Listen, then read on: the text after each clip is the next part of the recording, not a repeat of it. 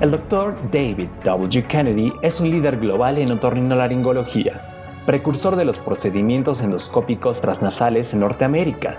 Se ha dedicado a la investigación clínica de la patogénesis de rhinosinusitis, aclaramiento mucociliar y olfacción. Ha desarrollado técnicas e instrumentación para cirugía endoscópica, cirugía de base de cráneo mínimamente invasiva y navegación quirúrgica intraoperatoria. Ha sido presidente de la Sociedad Internacional de Rinología y de la Academia Estadounidense de Otorrinolaringología y Cirugía de Cabeza y Cuello. En la actualidad es profesor de rinología, personal activo del Hospital de Administración de Veteranos en Filadelfia, miembro del Comité Ejecutivo de Prácticas Clínicas del Centro Médico de la Universidad de Pensilvania. Ha realizado múltiples publicaciones de patología sinusal. Con ustedes, el Dr. David Kennedy.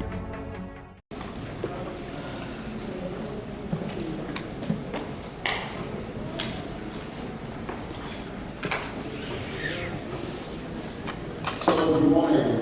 What I wanted to talk about this morning was a little bit about the sort of evolution and the management of chronic rhinosinusitis.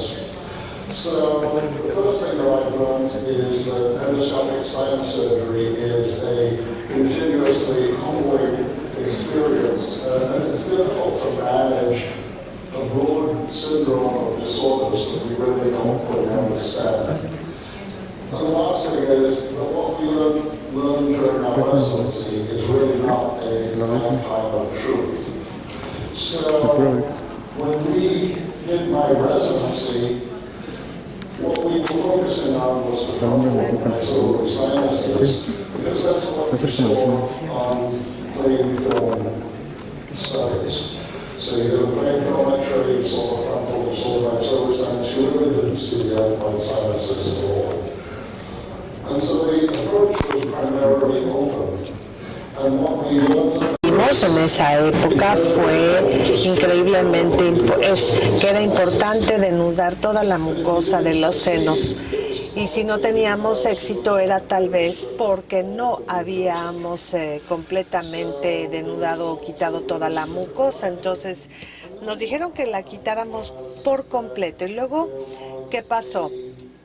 Hubo un médico de práctica privada, Hamilton Dixon, que llegó a Johns Hopkins. Él dijo que era bueno hacer etmoidectomía con microscopio. Como resultado de esto, lo que pasó en Hopkins fue que cambiamos y hacíamos etmoidectomía con microscopio a principios de los 70. El problema era tener buena visión binocular. Solo se veía recto, digamos. La historia del endoscopio se remonta a principios del siglo XX, when Hirschman empezó a utilizar un cistoscopio modificado para ver los senos paranasales. En 1925, en Nueva York, la idea era ver los senos paranasales para diagnosticar, para hacer una evaluación diagnóstica, pero no avanzó hasta que el profesor H. Hopkins llegó en los 60 y desarrolló los telescopios con mucha mejor iluminación y mucha mejor visualización. Parte de la razón por la que me interesó esta área fue que teníamos a una persona inusual en Hopkins que se llamaba Don Proctor. Don fue el primer jefe de anestesia en Hopkins, aunque no era otorrino. Él fue el primer jefe de anestesia porque creo que Blaylock no quería a alguien que discutiera con él.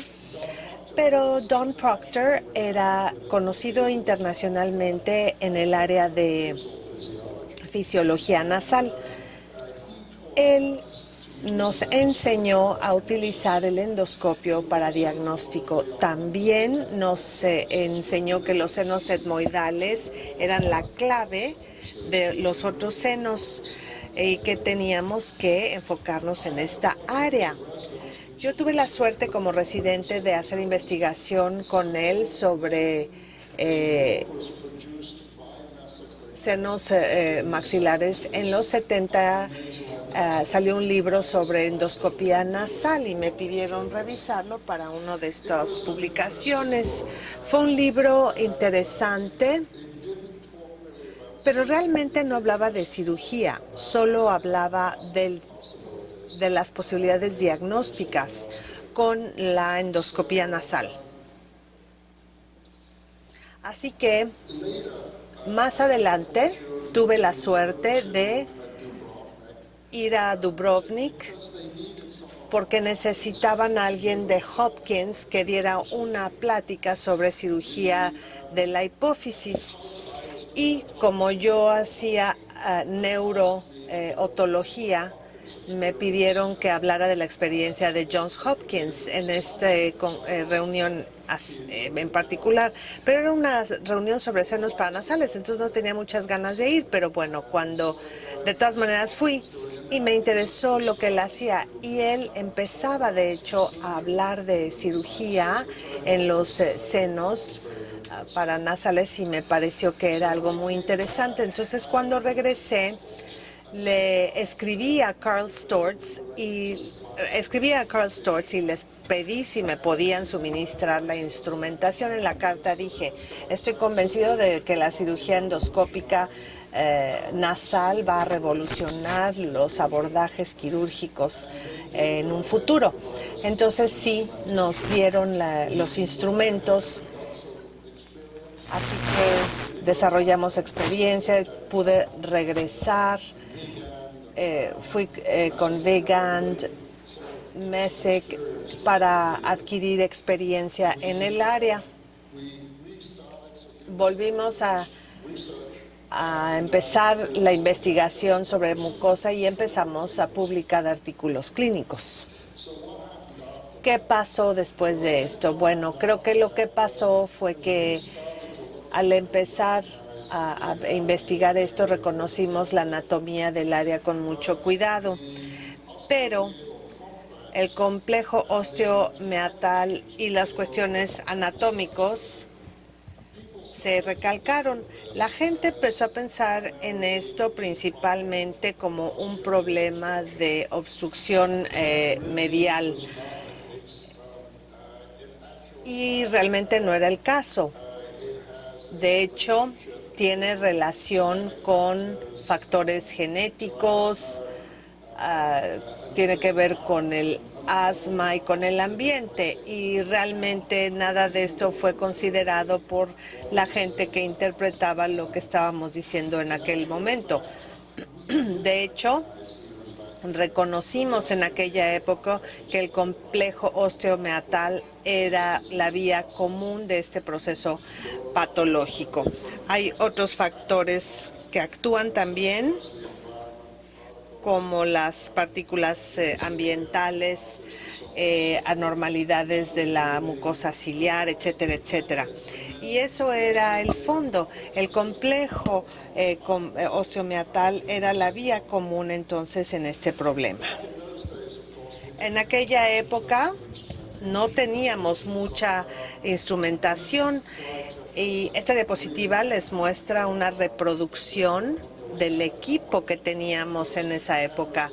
Las primeras cámaras que surgieron fueron como de tubo y realmente eran muy pesadas y tuvimos que desarrollar instrumentación y desarrollamos instrumentación,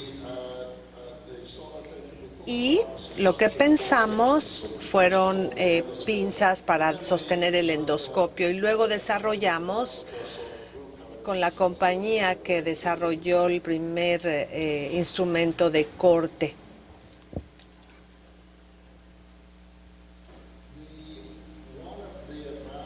Uno de los avances que yo creo que fue significativo fue el desarrollo del endoscrub, que era para lavar la punta del endoscopio, desarrollado por Ribbons y Sharpshe. Ellos utilizaban láser de olmio para hacer la cirugía sinusal. ¿Y qué pasa con este láser? Cuando dispara, aplica partículas en la lente y hay que mantener la lente limpia. Entonces después desarrollaron esto que se conoce como el endoscrub. Otro avance importantísimo, yo creo que el más importante, lo hicieron en Parsons y fue la introducción del microdebridador. Y por primera vez esto nos permitió quitar la mucosa, pero no exponer el hueso y hacerlo de una manera menos traumática o atraumática. Entonces, ¿qué sabemos que hemos aprendido desde entonces? Yo creo que una de las lecciones que yo aprendí es el aspecto más importante, que es la selección del paciente. Entonces, la primera pregunta que hay que hacerse es: ¿realmente hay enfermedad persistente después de que el paciente es tratado médicamente? Si no hay enfermedad persistente, no debe hacerse la cirugía. La segunda pregunta: ¿las cuestiones ambientales están controladas? ¿Cuáles son los factores que pueden afectar el resultado? Si es una cirugía de revisión, les recomiendo que traten de obtener la tomografía de antes de la primera cirugía, si esto es posible. Entonces, ¿qué sé ahora respecto de la cirugía per se? Tal vez lo más importante es conceptualizar la anatomía antes de que empiecen la cirugía, viendo la tomografía con mucho cuidado para que ustedes entiendan y sepan dónde drenan los senos y conceptualicen la anatomía de ese paciente particular y por lo tanto minimizar el traumatismo y saber qué pasos van a seguir durante la cirugía. La segunda cosa, creo, es sean muy cuidadosos de no exponer el hueso. La clave es preservar el periósteo sobre el hueso y si hay hueso expuesto, si es posible, tratamos de quitarlo. Durante la cirugía, una de las claves es identificar la pared orbital media desde el principio y usar esto como referencia anatómica durante toda la disección. El segundo punto anatómico es identificar la base del cráneo, pero esto lo hacemos posteriormente en el área del etmoides posterior o en el área del seno esfenoides. Cuando quitamos las divisiones óseas, hay que sentir detrás de estas para asegurarnos de que hay espacio en esta área. Un punto muy importante es que si hay sangrado importante, no continúen la cirugía, porque si no pueden ver lo que están haciendo bien, muy probablemente no va a resultar bien. Y por último, aunque tenemos ayuda con las imágenes, es importante no depender de estas. Entonces, ¿qué mejorías se han dado desde entonces en cuanto a la anestesia? Bueno, originalmente lo hacíamos bajo anestesia local y de hecho había muy poco sangrado cuando lo hacíamos así, pero estábamos limitados en cuanto al tiempo. Y al volvernos más meticulosos, pues los tiempos quirúrgicos han aumentado significativamente. Ahora hacemos anestesia endovenosa hipotensora total y tenemos mucho cuidado de descongestionar la mucosa, ya sea con 1% de gilocaína, inyecciones o con 1 a 1000 de adrenalina durante el procedimiento o 1 a 1000 de epinefrina, es lo mismo. Así que creo que es una lección muy importante. En cuanto a conceptualizar la anatomía, lo que P.J. Wormald hace es que hace que los residentes dibujen las estructuras anatómicas y por lo tanto entiendan la vía de drenaje del seno frontal. Y creo que este concepto constitutivo es una buena manera de hacerlo, pero mi preferencia es tomar el sistema de guía con imagen, y mientras el paciente se está durmiendo hay que ver repetitivamente en diferentes planos hasta que realmente tengamos bien definida la anatomía. Eso es de suma importancia. Si no hacen esto, una de las cosas que pueden hacer es cometer errores anatómicos importantes durante la cirugía. Algo que hemos visto comúnmente en los casos médico-legales que he revisado es cuando alguien no reconoce la base de cráneo baja, y esta es una tomografía que muestra la base de cráneo baja de un lado, y del otro lado lo que se puede ver es que alguien ya entró intracranealmente, y esta es una complicación más seria en donde alguien no reconoció la base de cráneo baja bilateralmente y el paciente acabó comatoso con sangrado intracraneal importante, y el respirador tuvo que apagarse post cirugía. Había demasiado daño intracraneal como para repararlo. Entonces, uno de los aspectos controversiales en la cirugía sinusal es qué tan grande es la abertura para entrar al seno maxilar, y el tamaño para mí depende del grado de la enfermedad y también si el seno maxilar sale al flujo de aire, porque si tenemos un seno maxilar que se abulta medial y posteriormente, si lo sacamos anteriormente va a actuar como una cucharada de aire, digamos, y va a permitir que el aire entre al seno y secar la mucosa. Si la situación es esta, yo hago la antrostomía hasta la placa pterigoidea. Por otra parte, si el paciente tiene enfermedad leve, a lo mejor ni tocamos el ósteo natural del seno maxilar. Si le hacemos algo al seno maxilar, entonces el aspecto más importante es asegurarnos que la porción anterosuperior de este seno está abierta.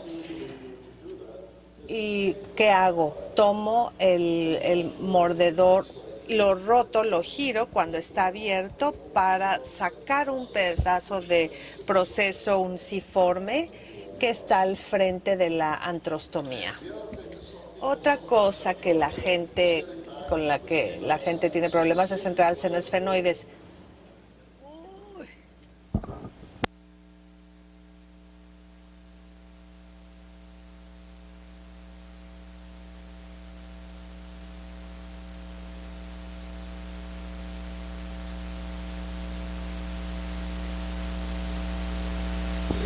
La manera más segura de hacerlo es tomar un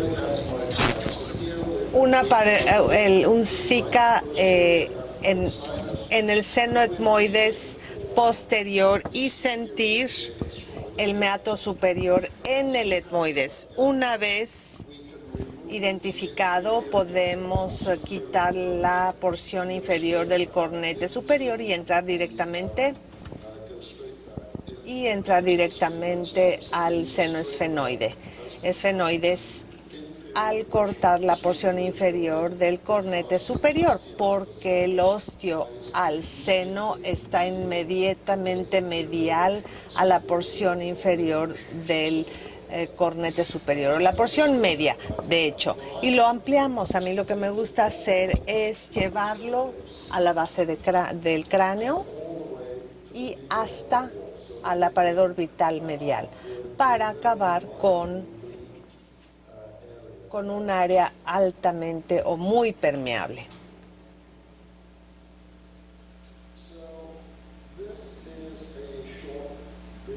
Este es un video que muestra una cirugía endoscópica de pólipos nasales.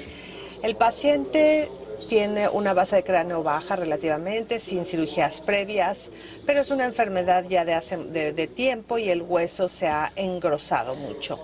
Después de aplicar el descongestivo tópico, inyectamos los pólipos porque no podemos ver la pared nasal lateral en este momento, y una vez que sacamos los pólipos podemos inyectar la pared nasal lateral, principalmente en el medio del cornete, y para hacer buena vasoconstricción. Vemos el cornete medial aquí en medio. Utilizo las pinzas de Blakely para fracturar parte del hueso, y porque está grueso, por lo general usamos pinzas Trucot, pero en este caso no es posible. Lo primero que hay que identificar, por supuesto, es la pared orbital medial. La identificamos con cuidado y utilizamos esto como referencia anatómica para ir posteriormente en el etmoides. Entonces, en este momento tenemos la pared orbital medial razonablemente bien identificada. Vemos la lamelar basal, en este momento, y vamos a ampliarla y vemos el etmoides posterior muy bien, muy bien. Después hay que abrir el seno esfenoides. Esto lo vamos a hacer, como les dije, sintiendo en el meato superior desde el etmoides y luego resecando la porción inferior del cornete superior. Y esto nos lleva directamente al ostium esfenoides. En este caso el hueso está muy grueso y es un poco más difícil de lo normal debido a la enfermedad ya prolongada y de la osteitis persistente, y hay que sentir detrás de las divisiones óseas antes de quitarlas. Ahora el seno esfenoides está bien abierto, y podemos empezar a ver el área del seno frontal. Hacemos disección hacia adelante. Habiendo identificado la base del cráneo superiormente, sabemos que todo lo que está detrás se puede quitar. Así que usamos pinzas de sacabocado o up-biting para quitarlo.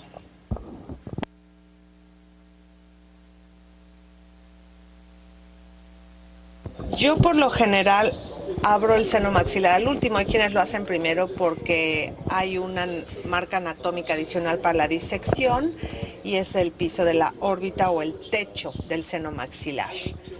Por lo general lo hago al último porque yo creo que la pared orbital medial es un punto más importante, pero puede hacerse al principio. Aquí quiero mostrarles que es importante sacar ese pedazo de hueso y la porción anterior de la antrostomía, y ese pedazo unciforme que está engrosado, y tratamos de preservar la mucosa si podemos de la pared orbital medial. La formamos sobre el hueso para no acabar con exposición. Y ahora podemos ver la base del cráneo y hasta el esfenoides. Y si hacemos esto con tecnología con balón, los balones han mejorado y siguen evolucionando y se usan en consultorio. No hay duda de que tienen un registro de seguridad o un récord de seguridad muy bueno. El problema es que no hay manera de eliminar la inflamación subyacente y se subutiliza ciertamente. Yo creo que son útiles para quienes no son tan buenos abriendo el seno frontal en cuanto a identificar la anatomía y de asegurarse de dónde está. En un futuro será más emocionante cuando haya implantes bioactivos que puedan utilizarse junto con un procedimiento de mínima invasión con balón.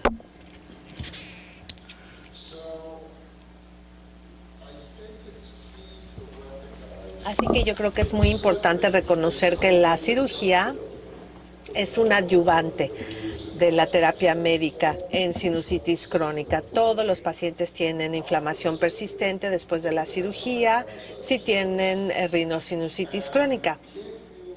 Y Si la cavidad puede normalizarla endoscópicamente, habremos demostrado que a estos pacientes les va bien a largo plazo.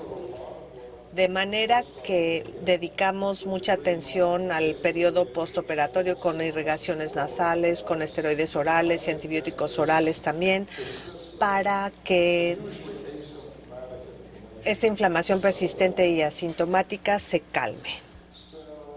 Entonces, ¿qué hacemos? Bueno, rutinariamente usamos esteroides tópicos, casi siempre se utilizan esteroides o lavados nasales con esteroides de alto volumen.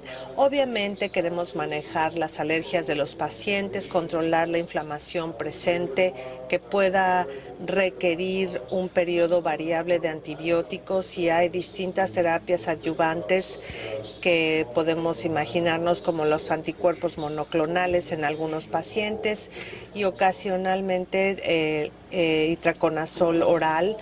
Pero cuando hablamos de resultados y de arreglar las cosas, la dificultad es que realmente no hemos clasificado bien la enfermedad y tenemos que apartarnos de no solo pensar en enfermedad polipoide o no polipoide, o hasta eosinofílica y no eosinofílica, aunque yo creo que eso es mejor, y definir mejor la enfermedad con base al perfil de citocinas o análisis de grupo o anormalidades genéticas. Yo creo que otra cosa que ha cambiado es que ahora reconocemos que los senos no son estériles, que tienen su propio microbioma dentro de esta, y los resultados que vemos con secuenciación de ADN son muy distintos a los que veíamos en cultivos. De hecho, en el 50% de los casos, cuando hacemos un cultivo, no cultivamos el organismo predominante.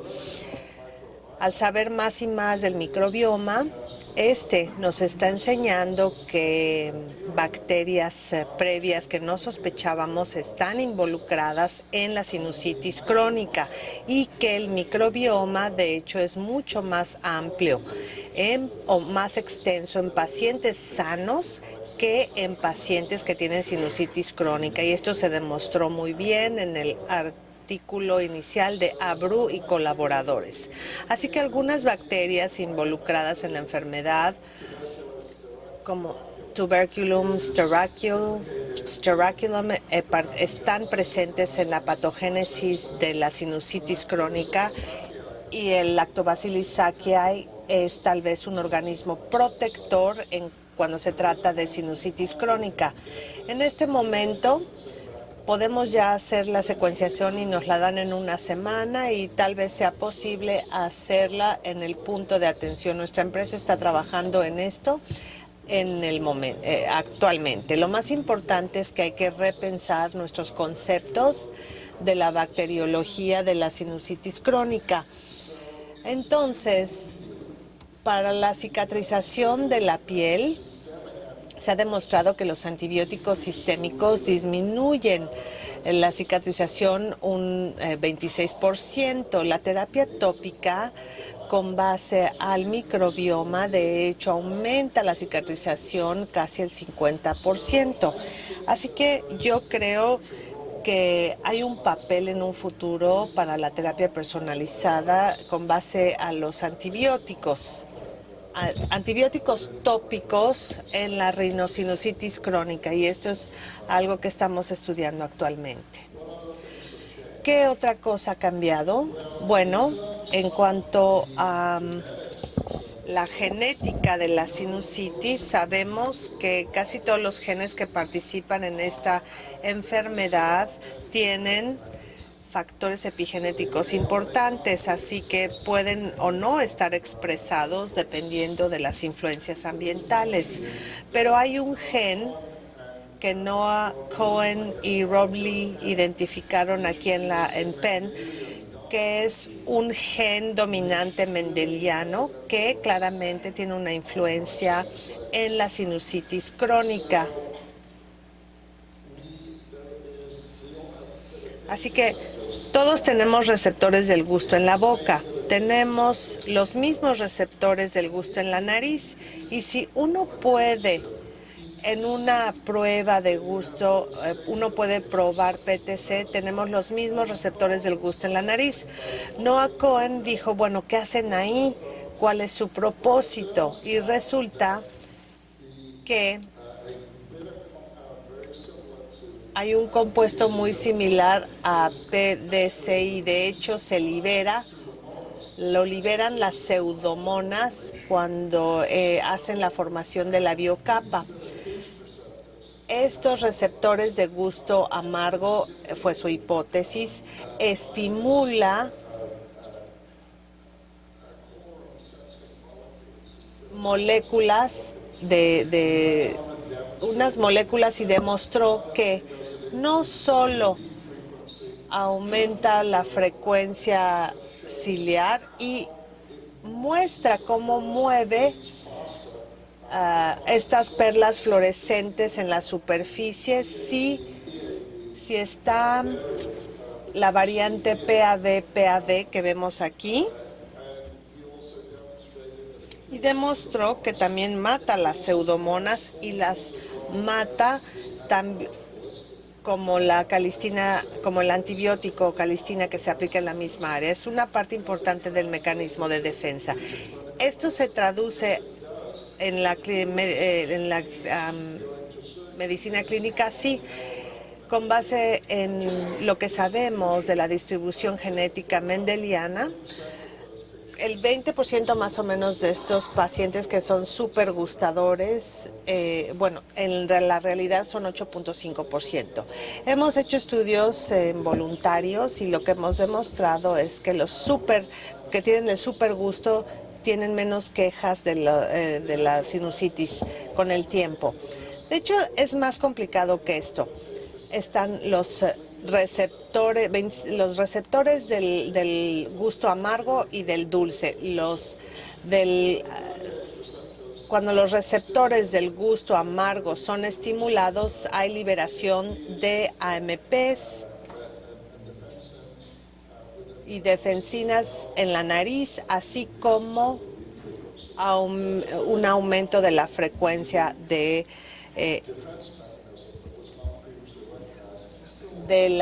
gusto amargo. Entonces, ¿qué quiere decir? Bueno, obviamente, a la larga queremos identificar a las personas que tienen riesgo genético de sinusitis crónica, tratarlos más temprano, reducir los riesgos ambientales, y la meta sería evitar que tengan sinusitis crónica a la larga. Otra cosa que surgió recientemente que es emocionante es el desarrollo de stents liberadores de esteroides biodegradables en el seno frontal y en otras áreas que liberan memetasona en un periodo de 30 días. Y elimina la necesidad de cumplimiento de una terapia por parte del paciente. Entonces, para resumir, ¿qué ha cambiado en la atención médica y en nuestras cirugías? Bueno, empezamos, creo, a manejar mejor la patogénesis de la enfermedad para entender este sistema tan amplio y dividirlo en distintas patologías.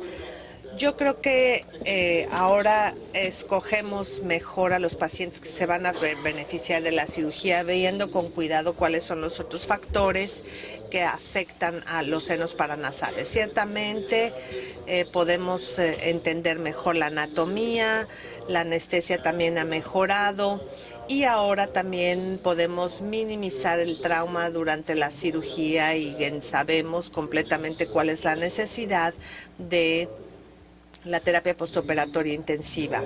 La meta del tratamiento aquí no solamente es resolver los síntomas del paciente, esto es fácil, ellos mejoran rápidamente. Es más bien mejorar la mucosa nasal lentamente y que se cure con el tiempo y asegurarnos que esté estable después de varias afectaciones y que no se exacerbe, y darle al paciente medicamento tópico para evitar una recurrencia a mediano y largo plazo. Y finalmente quiero decirles que la selección del paciente para la cirugía es crítica. Hay que recordar que la sinusitis es principalmente una enfermedad médica y no quirúrgica, y preservar la mucosa realmente es de suma importancia. Todos los pacientes que son operados tienen enfermedad persistente. Cuando es para sinusitis crónica tienen enfermedad persistente y les lleva tiempo, entonces hay que tratarla hasta que resuelva. Yo creo que el gran peligro de la cirugía endoscópica no solamente son las complicaciones mayores que teníamos en la era inicial endoscópica y reportada en la literatura por varias personas, sino que ahora existe la posibilidad de que podemos crear discapacitados nasales que van a tener problemas a largo plazo en los senos paranasales. Muchas gracias. Así que